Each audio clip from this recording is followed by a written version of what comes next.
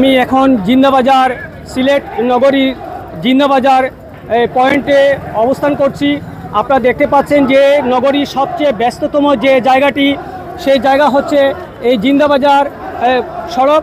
এই জিন্দাবাজারের পয়েন্টটি এখন অবরোধ করে রেখেছে।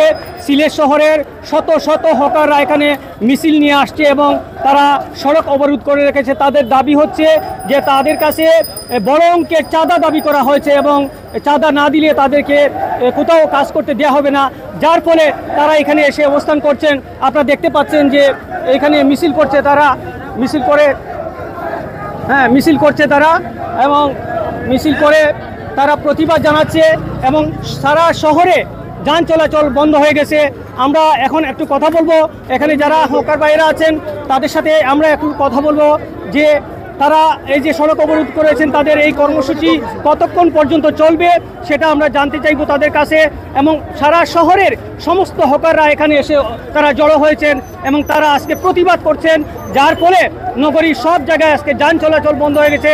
তাদের দাবি হচ্ছে যে সামনে ঈদ, যার কারণে তারা তাদের বাচ্চা কাচ্চা আছে তারা তাদেরকে নিয়ে ভরণ পোষণ করবে, তাদেরকে ব্যবসা করতে দেওয়া হচ্ছে না। তবে আমরা বিষয়টি আরও পরিষ্কারভাবে জানবো যে কারা তাদের কাছে চাঁদা দাবি করেছে এবং কেন তারা এই অবরোধ করে রেখেছে এবং ধরা হয়েছে। আচ্ছা, তারা এখন দাবি করেছেন যে তাদের একজন হকারকে ধরে নিয়ে গেছে। আমরা এখন এই যে আমরা দেখতে পাচ্ছি যে তারা দীর্ঘ সময় ধরে সেখানে তারা অবরোধ করে রেখেছে। এই যে জিন্দাবাজার সড়ক অবরোধ করে রেখেছে, আশেপাশে যান চলাচল বন্ধ আছে। প্রত্যেকটি জায়গায় আমরা দেখতে পাচ্ছি যান চলাচল বন্ধ আছে। আমরা প্রত্যেকটি জায়গায় রোড সড়ক যোগাযোগ বন্ধ হয়ে আছে।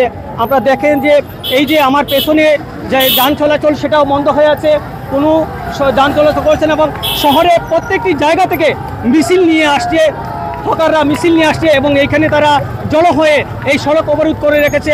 তাদের দাবি হচ্ছে যে তাদের একজন হকারকে ধরে নিয়ে গেছে, যারা চাঁদা দাবি করেছে তারা, এবং চাঁদা নেওয়ার প্রতিবাদে এবং তারা তাদের সেই হকারকে ফিরিয়ে আনার দাবিতে এই অবরুদ্ধ করে রেখেছে। কত সময় থাকবে সেটা আমরা দেখব আর পরবর্তীতে আমরা আরও আপডেট আপনাদেরকে জানিয়ে দেব। তো সিলেটের জিন্দাবাজার পয়েন্ট থেকে এই ছিল আমার কাছে সবশেষ। শাহ মুজিবুর রহমান যখন, এটিএন বাংলা, জিন্দাবাজার, সিলেট।